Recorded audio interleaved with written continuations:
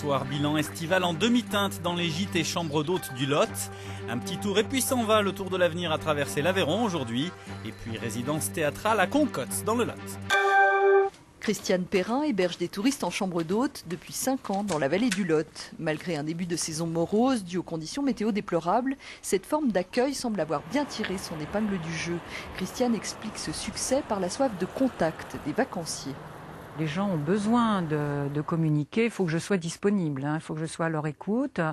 Certains, au bout de 10 minutes, je connais les gros problèmes de leur vie. Ils sont ravis qu'il n'y ait pas trop de touristes. Alors ça se contrarie tout ça.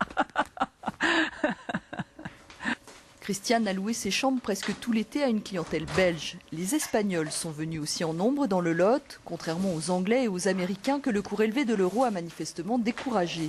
Même si les chiffres ne sont pas encore connus, la saison est en demi-teinte. C'était quand même assez moyen dans l'ensemble et le facteur prix a été un élément déterminant, ça c'est sûr. Pour la première fois cette année, un problème au niveau des gîtes avec piscine.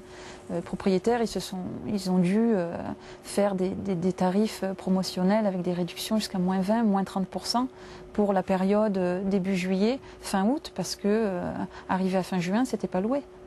Donc ils ont dû en arriver là, quoi. Pour les gîtes, le budget alloué par la majorité des vacanciers était de 400 € par semaine, non négociable. Une première là aussi. La question du pouvoir d'achat a donc été cruciale.